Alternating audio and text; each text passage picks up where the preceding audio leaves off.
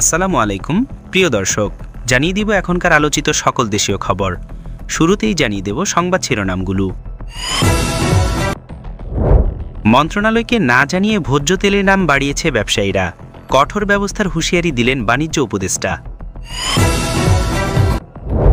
জামাতের ঔষধ হল আওয়ামী লীগ, এমন মন্তব্য করে সরকারকে অসভ্য দল বললেন বিএনপির স্থায়ী কমিটির সদস্য মির্জা আব্বাস। ক্ষমতালোভীরা শুধু পাগল নয়, ডাবল পাগল হয়ে গেছে, মন্তব্য চরমোনাই পীর মুফতি সাদ মোহাম্মদ রেজল করিমের। আসন্ন ত্রয়োদশ সংসদ নির্বাচনকে সামনে রেখে রাজধানীতে নজর জাতীয় নাগরিক পার্টি বা এনসিপির। আসন ভাগাভাগির দর কষাকষি চলছে বিএনপি জামাতের সঙ্গে।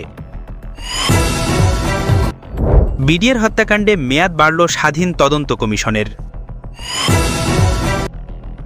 প্রিয় দর্শক, এতক্ষণ দেখছিলেন সংবাদ শিরোনামগুলো, এখন জানাবো বিস্তারিত খবর। মন্ত্রণালয়কে না জানিয়ে ভোজ্য তেলের দাম বাড়িয়েছে ব্যবসায়ীরা, কঠোর ব্যবস্থার হুঁশিয়ারি দিলেন বাণিজ্য উপদেষ্টা। বাণিজ্য উপদেষ্টা শেখ বিশির উদ্দিন জানিয়েছেন, ব্যবসায়ীরা ভোজ্য তেলের দাম বাড়ানোর ক্ষেত্রে বাণিজ্য মন্ত্রণালয়ের কোনো সম্মতি নেননি। তিনি বলেন, মন্ত্রণালয়কে না জানিয়ে ব্যবসায়ীরা তেলের দাম বাড়িয়েছেন। তিনি এ তথ্য জেনেছেন এবং দাম বৃদ্ধির কোনো যৌক্তিক কারণ নেই বলে মনে করেন। এই বিষয়ে প্রয়োজনীয় ব্যবস্থা নেওয়া হবে বলে তিনি নিশ্চিত করেছেন। ব্যবসায়ীরা সরকারের কাছ থেকে কোনো সম্মতি নিয়েছেন কিনা এমন প্রশ্নে বাণিজ্য উপদেষ্টা বলেন, তারা আমাদের কোনো সম্মতি নেয়নি এবং তাদের সঙ্গে তাদের কোনো কথা হয়নি। এই বিষয়ে এখন আন্তঃমন্ত্রণালয়ে একটি বৈঠক ডাকা হয়েছে এবং বৈঠক শেষে পরবর্তী কর্মপন্থা নির্ধারণ করা হবে। তিনি জোর দিয়ে বলেন, সব কোম্পানি সামগ্রিকভাবে একত্রিত হয়ে তেলের দাম বাড়িয়েছে। ব্যবসায়ীরা শাস্তিযোগ্য কোনো অপরাধ করে থাকলে দৃশ্যমান কোনো ব্যবস্থা নেওয়া হবে কিনা সাংবাদিকদের এমন প্রশ্নে উপদেষ্টা বলেন, নিশ্চিতভাবে আইনগত যে ব্যবস্থাগুলো আছে সরকার সবগুলো নেবে। তিনি আরও বলেন, ব্যবসায়ীরা দাম বাড়ানোর সিদ্ধান্ত নিলেও সরকার এ ব্যাপারে কিছুই জানত না। এর আগেও ব্যবসায়ীরা দাম বাড়ালে সরকার সেটি মেনে নেয়নি এবং ব্যবস্থা নিয়েছিল, যার কারণে প্রায় 2.5 মাস আগের দামই তেল বিক্রি হয়েছিল। ব্যবসায়ীদের উপর সরকারের নিয়ন্ত্রণ আছে কিনা এমন প্রশ্নে তিনি বলেন, নিয়ন্ত্রণ অবশ্যই আছে এবং তাদের পদক্ষেপের মাধ্যমে জনগণ তা জানতে পারবেন। তিনি উল্লেখ করেন, ব্যবসায়ীরা যে দামে তেল বিক্রি করছে তার থেকে 20 টাকা কমে বাণিজ্য মন্ত্রণালয়ে তেল কিনতে পারছে। সুতরাং 20 টাকা বাড়তি দামে তেল বিক্রি করা যৌক্তিক নয়। বাণিজ্য মন্ত্রণালয় এ বিষয়ে আইনগত পদক্ষেপ নেবে। উপদেষ্টা আরও বলেন, যদি দাম বাড়ানোর যৌক্তিক কারণ থাকে তবে সেটি নিয়ে আলোচনা হতে পারে। সরকার সরবরাহ সীমিত করতে চায় না, তবে অযৌক্তিক কিছু মেনে নেবে না বাণিজ্য মন্ত্রণালয়। রোজার মাস সামনে রেখে বাণিজ্য মন্ত্রণালয়ের ভালো প্রস্তুতি আছে এবং আমদানির জন্য গতবারের চেয়ে এবার বেশি ঋণপত্র খোলা হয়েছে। সম্প্রতি কোনো ঘোষণা ছাড়াই ভোক্তা পর্যায়ে সয়াবিন তেলের দাম বাড়ানো হয়েছে। এবার লিটারে বেড়েছে 9 টাকা। নতুন করে বাজারে আসা 5 লিটারের বোতল বিক্রি হচ্ছে 965 টাকায়, যা আগে ছিল 922 টাকায়। এছাড়া বোতলজাত প্রতি লিটার 199 টাকা নির্ধারণ করা হয়েছে, যা এতদিন 189 টাকা ধরে বিক্রি হয়েছিল। বাংলাদেশ জামাত ইসলামীকে আওয়ামী লীগের মতোই রাজনৈতিক দল বলে মন্তব্য করেছেন বিএনপির স্থায়ী কমিটির সদস্য মির্জা আব্বাস। মির্জা আব্বাস বলেন, জামাতের ওষুধ হলো আওয়ামী লীগ। যারা মুক্তিযুদ্ধের সময় দেশের বিরুদ্ধে ছিল তারা এখন ধর্মকে ব্যবহার করে মানুষকে ধোঁকা দিচ্ছে। এইসব করে দেশের মানুষকে বোকা বানানো যাবে না। তিনি আরও বলেন, মুক্তিযুদ্ধের সময় যারা আল বদর ও রাজাকার হিসাবে পরিচিত ছিল তারা আবার ভোট চাইছে এবং বড় বড় কথা বলছে। তার মতে আওয়ামী লীগ একটি অসভ্য দল এবং তাদের জন্য আওয়ামী লীগই ঠিক আছে। মির্জা আব্বাস বলেন, নির্বাচনকে সামনে রেখে কিছু রাজনৈতিক দল ধর্মকে ব্যবহার করে সাধারণ মানুষকে ভয় দেখানোর চেষ্টা করছে। কারো কারো বক্তব্য এমন পর্যায়ে পৌঁছেছে যে ভোট না দিলে জান্নাত ও জাহান্নামের কথা বলা হচ্ছে, এমনকি কুপিয়ে মারারও হুমকি দেওয়া হচ্ছে। তিনি স্মরণ করিয়ে দেন, 71-এর মুক্তিযুদ্ধের সময় যারা আল বদর ও রাজাকার হিসাবে পরিচিত ছিল তারা স্বাধীনতার সময় বাংলাদেশের জনগণ ও নারীদের পাকিস্তানি বাহিনীর হাতে তুলে দিয়েছিল। আজ তারাই আবার ভোট চাইছে এবং বড় বড় কথা বলছে। তিনি প্রশ্ন করেন, তারা কি এই বাংলাদেশ চেয়েছিল? মির্জা আব্বাস বলেন, আওয়ামী লীগ একটি অসভ্য দল এবং তাদের জন্য আওয়ামী লীগই ঠিক ছিল, কারণ তারা সভ্যদের সঙ্গে চলতে পারে না। আমরা আওয়ামী লীগের মতো আচরণ করতে পারি না বলেই তাদের কণ্ঠস্বর এত উঁচু। বাস্তবে আওয়ামী লীগ একটি অভদ্র দল এবং তারও একটি অসভ্য ও ধর্ম বিকৃতকারী দল। তারা মওদুদিবাদে বিশ্বাস করে, ইসলামের প্রকৃত চেতনায় বিশ্বাস করে না, শুধু মুসলমানের লেবাস আছে। মির্জা আব্বাস দেশবাসীকে এইসব দলের কার্যক্রম থেকে সতর্ক থাকার আহ্বান জানিয়ে জনগণকে অনুরোধ করেন, এইসব মানুষের হাত থেকে বাঁচুন। ইসলামী আন্দোলন বাংলাদেশের আমির ও চরমনাই পীর মুফতি সাদ মোহাম্মদ রেজল করিম বলেছেন, এক শ্রেণীর ক্ষমতালোভীরা সংস্কার ও দৃশ্যমান বিচারকে গুরুত্ব না দিয়ে ক্ষমতায় যাওয়ার জন্য শুধু পাগল নয়, ডাবল পাগল হয়ে গেছে।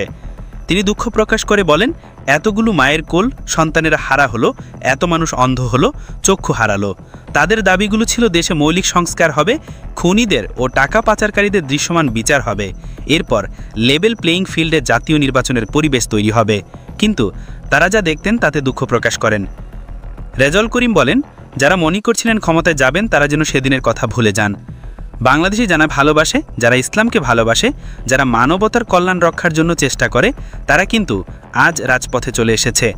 তিনি আরও বলেন, এখনও চোখের সামনে আবু সাঈদের সেই 2 হাত প্রসারিত করার দৃশ্য ভেসে ওঠে। বৈষম্য দূর করার জন্য, জালেমদের হাত থেকে দেশকে রক্ষা করার জন্য তিনি জীবন দিয়েছিলেন, রাস্তায় লুটিয়ে পড়েছিলেন। সে প্রেরণা পেয়েই সাধারণ মানুষ জানের ভয় না করে রাস্তায় নেমেছিলেন ন্যায়ের পক্ষে ও অন্যায়ের প্রতিবাদে। পরিশেষে তিনি বলেন, আলহামদুলিল্লাহ, আল্লাহ রাব্বুল আলামিন আমাদের বিজয় দান করেছেন। রাজধানী ঢাকাকে বলা হয় দেশের রাজনীতির কেন্দ্রবিন্দু। দেশে 300টি সংসদ আসনের মধ্যে 20টি ঢাকা জেলায়। এমন কথা প্রচলিত আছে যে ঢাকা যার, দেশ তার। সভাপতি ঢাকার কাণ্ডারি কারা হচ্ছেন সেদিকে চোখ থাকে সবার। সে অনুযায়ী রাজনৈতিক দলগুলো নিজেদের হেভিওয়েট প্রার্থীদের ঢাকায় আসনে মনোনয়ন দিয়ে থাকে। এরই ধারাবাহিকতায় পিছিয়ে নেই তরুণদের নতুন রাজনৈতিক দল জাতীয় নাগরিক পার্টি বা এনসিপি। দলটির শীর্ষ নেতারা ঢাকায় বেশ কয়েকটি আসনে নির্বাচনের জন্য প্রস্তুতি নিচ্ছেন। এনসিপির সর্বোচ্চ ফোরাম 10 সদস্যের পলিটিক্যাল কাউন্সিলের 6 জনই ঢাকা থেকে নির্বাচন করবেন বলে জানিয়েছেন দলটির দায়িত্বশীল এক নেতা। গণসংযোগ সহ বিভিন্নভাবে নিজেদের প্রার্থীদের জানান দিচ্ছেন তারা। অনেকে সামাজিক যোগাযোগ মাধ্যমে সরব আছেন।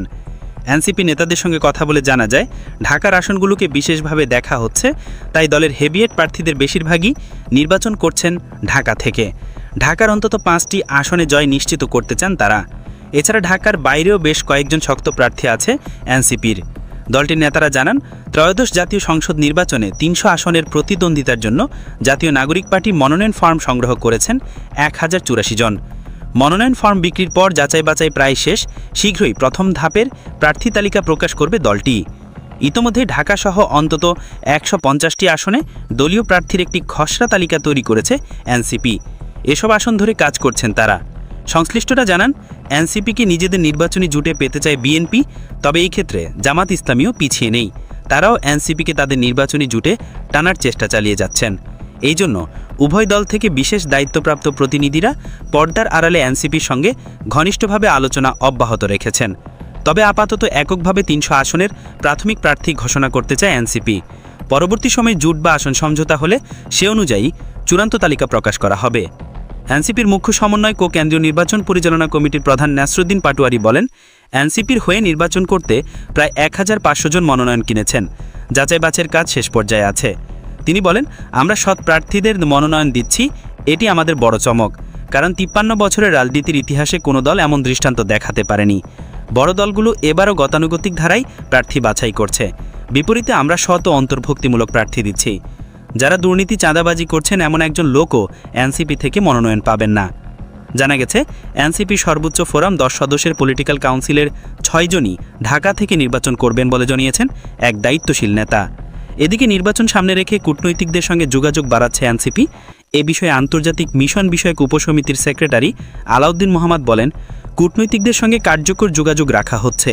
প্রাক নির্বাচনী টিমগুলোর সঙ্গে নিয়মিত বসা হচ্ছে এবং নির্বাচনকে গ্রহণযোগ্য করার ক্ষেত্রে কিভাবে কমিশনকে আরও কার্যকর করা যায় সেই বিষয়ে তাদের অবহিত করা হচ্ছে।